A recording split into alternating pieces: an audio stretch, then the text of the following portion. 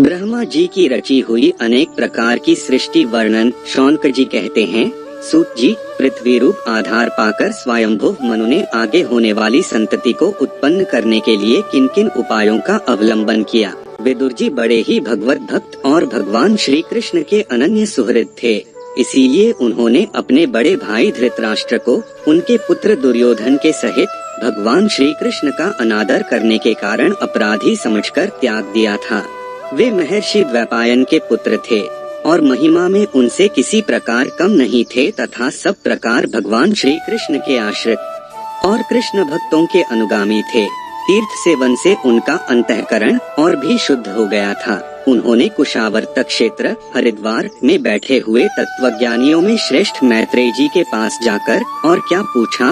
सूत जी, उन दोनों में वार्तालाप होने पर श्रीहरि के चरणों से संबंध रखने वाली बड़ी पवित्र कथाएं हुई होंगी, जो उन्हीं चरणों से निकले हुए गंगाजल के समान संपूर्ण पापों का नाश करने वाली होंगी। सूत जी, आपका मंगल हो, आप हमें भगवान की वे पवित्र कथाएं सुनाइए। प्रभु के उदार चरित्र तो कीर्तन करने योग्य होते हैं। भला ऐसा कौन रसिक होगा जो श्रीहरि के लीलामृत का पान करते करते तृप्त हो जाए। नैमिषारण्यवासी मुनियों के इस प्रकार पूछने पर उग्रश्रवा सूत जी ने भगवान में चित्त लगाकर उनसे कहा।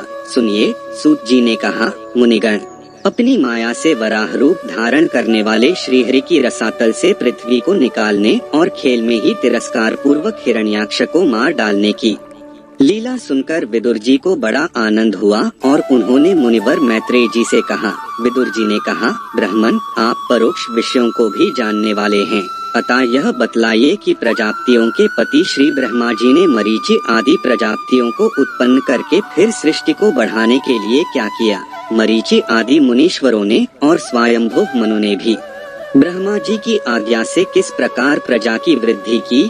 क्या उन्होंने इस जगत को पत्नियों के सहयोग से उत्पन्न किया या अपने अपने कार्य में स्वतंत्र रहकर अथवा सबने एक साथ मिलकर इस जगत की रचना की। श्री मैत्रेय जी ने कहा, विदुर जी, जिसकी गति को जानना अत्यंत कठिन है, उस जीवों के प्रारब्ध, प्रकृति के नियंता पुरुष और काल, इन तीन हेतुओं से तथा भगवान की सन्निधि से त्रिगुणमय प्रकृति में क्षोभ होने पर उससे महत्त्व उत्पन्न हुआ।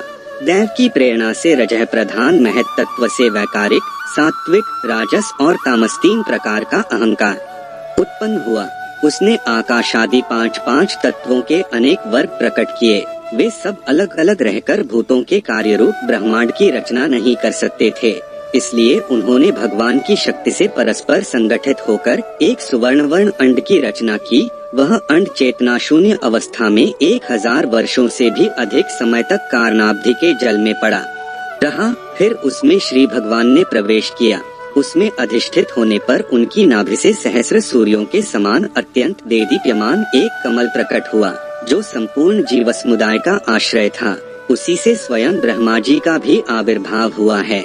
जब ब्रह्मांड के गर्भरूप जल में शयन करने वाले श्री नारायण देव ने ब्रह्मा जी के अंतःकरण में प्रवेश किया, तब वे पूर्व कल्पों में अपने ही द्वारा निश्चित की हुई नाम रूपमयी व्यवस्था के अनुसार लोकों की रचना करने लगे।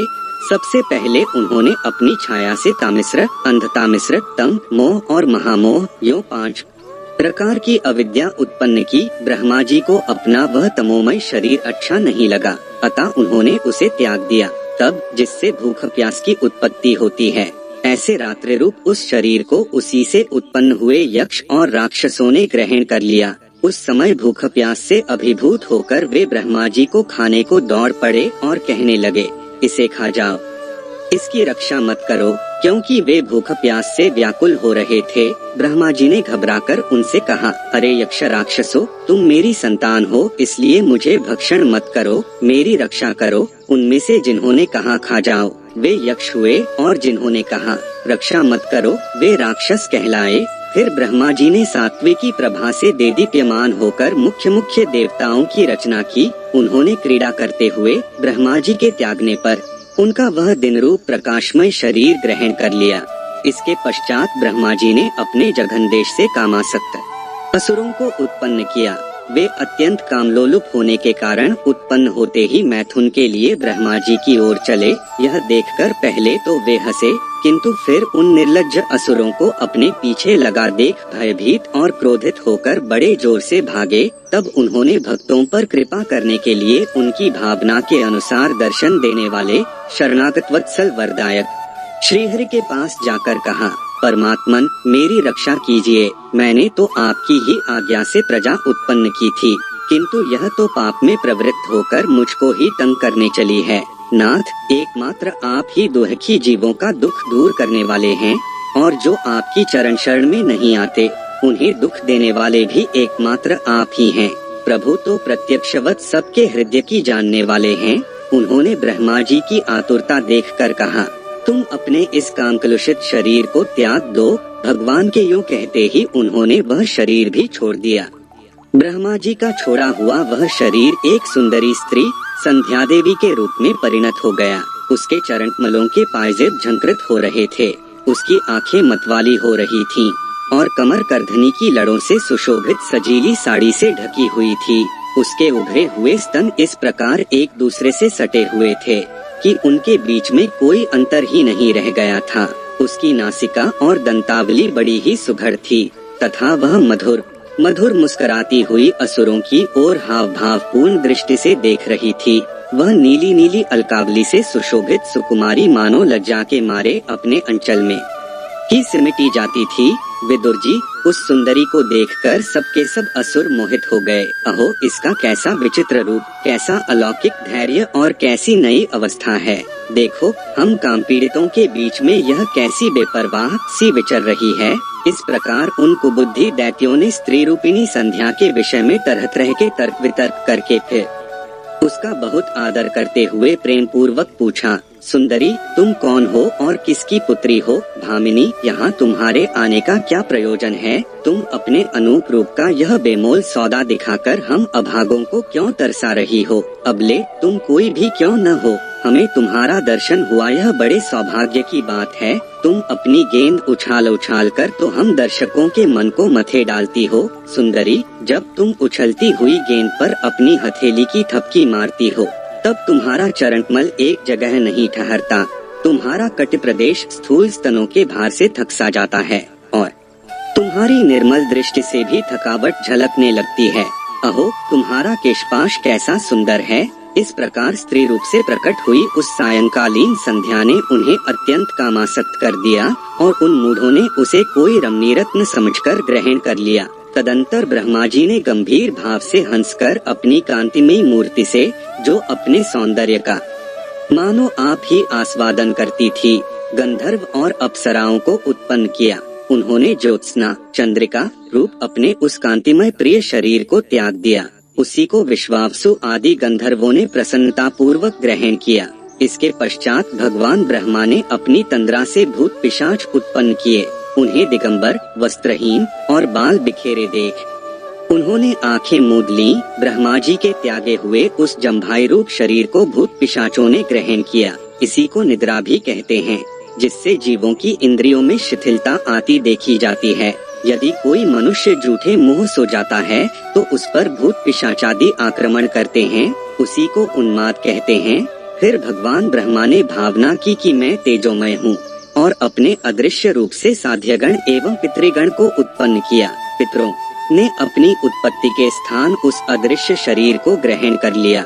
इसी को लक्ष्य में रखकर पंडित जन श्राद्धादि के द्वारा पितर और साध्यगणों को क्रमशः कव्य, पिंड और हव्य अर्पण करते हैं।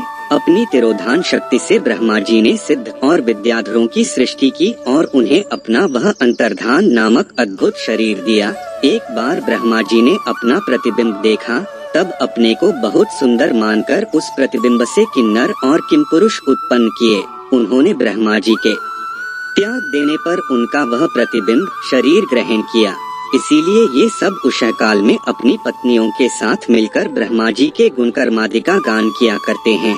एक बार ब्रह्मा जी सृष्टि की वृद्धि न होने के कारण बहुत चिंतित होकर हाथ पैर आदि अवयवों को फैलाकर लेट गए, और फिर क्रोधवश उस भोगमय शरीर को त्याग दिया।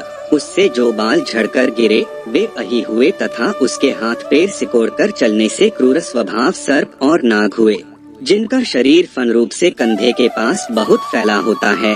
एक बार ब्रह्मा जी ने अपने को कृतकृत्य सा अनुभव किया। उस समय अंत में उन्होंने अपने मन से मनुओं की सृष्टि की।